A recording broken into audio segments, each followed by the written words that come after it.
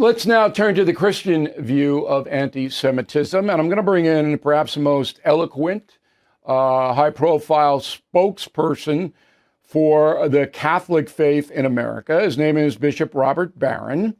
He's out of the Diocese of Winona, Rochester, Minnesota.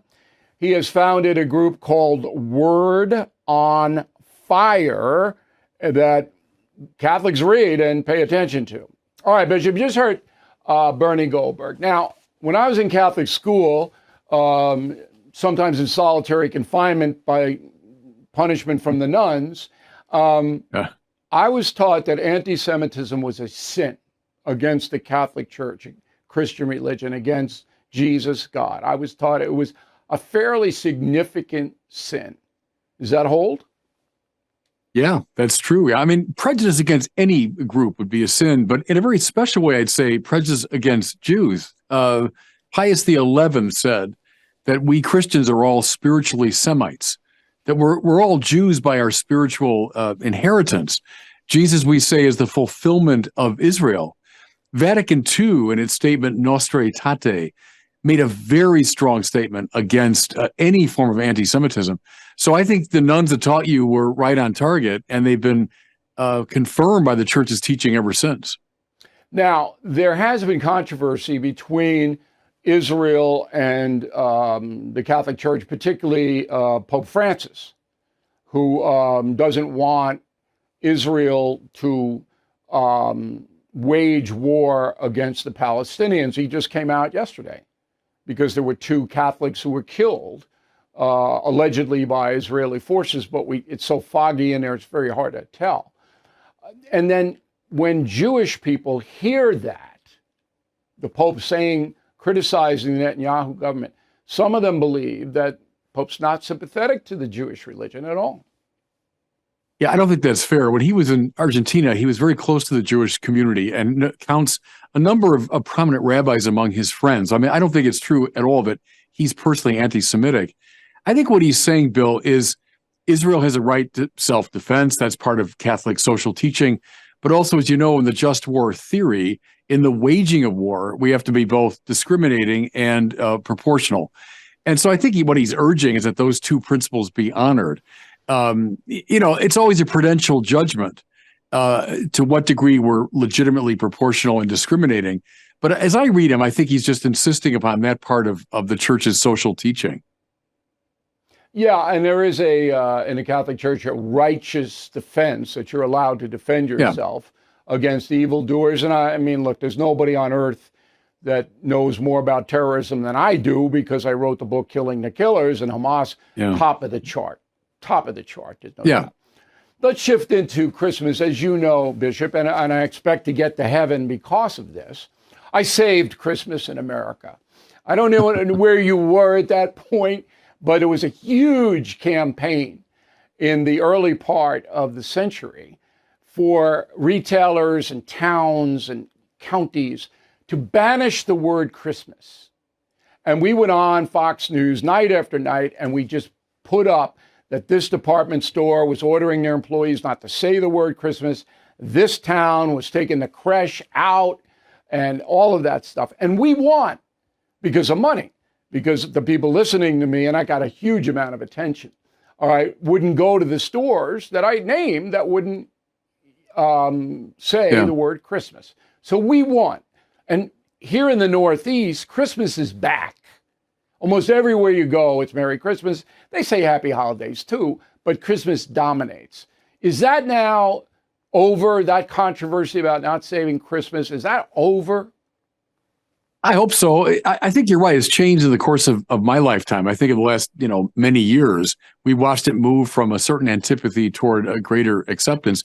And you're quite right. And the way you fought it years ago, that was a fight worth having because it was a stupid position to say that somehow Christians have to hide their Christianity in the public forum.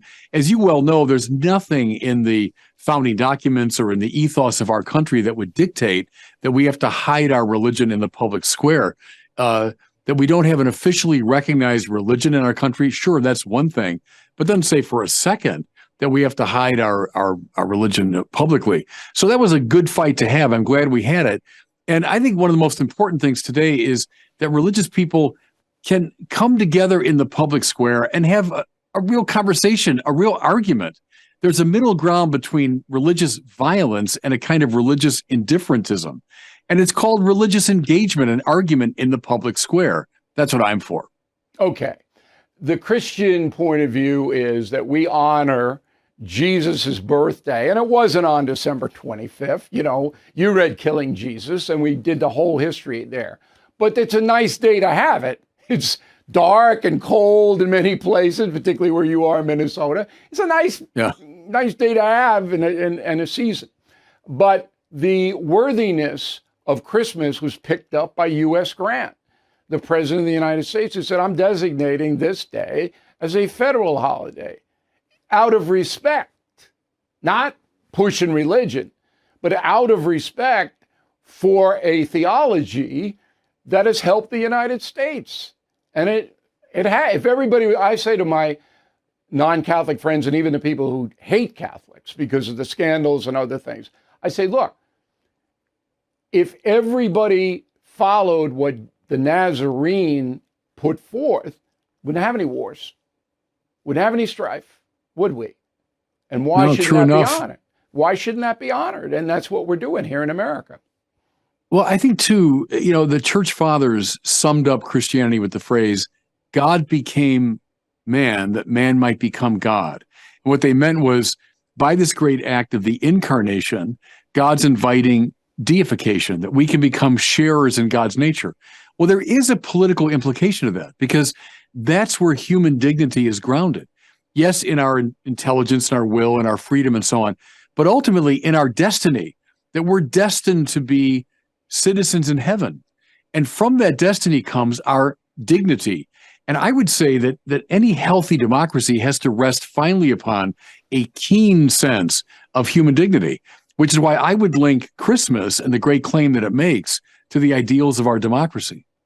Well, that's what the founding fathers did. It was a brawl between Patrick Henry and his crew that wanted the United States to be designated a Christian country, and Ben Franklin and Madison and Jefferson, as I write about in Killing the Witches.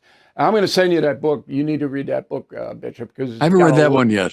Yeah, that's a good one for you, because it was a real tug in the beginning of this country about how to handle the religious aspect, and it all stemmed from Salem. It all stemmed from that horror that went on there. So I'm going to give you the last word. Your view, Christmas in America, 2023. Go. Well, I think it's important for us as Americans, as Christians, to celebrate Christmas for the reason I just articulated. There's no greater guarantee of our dignity than that God has reached out to us, has become small, that he might raise us up. That basic conviction, I mean, whether you're explicitly Christian or not, that basic conviction, I think, is essential to our democracy. When we lose a sense of God's embrace of us in pretty short order, you move toward totalitarianism. You move toward an indifference to human life. But see, I'm with Tom Holland here, the great the English historian, that so many of our values, whether we know it or not, are grounded in these Christian claims. And one of them is the incarnation, which leads to deification.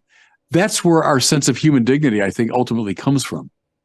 All right, Bishop, thanks very much for helping us out. And we once again thank Bernie Goldberg, one of our best discussions of the year, I think. And Merry Christmas to you, Father. Bishop, thank you very much.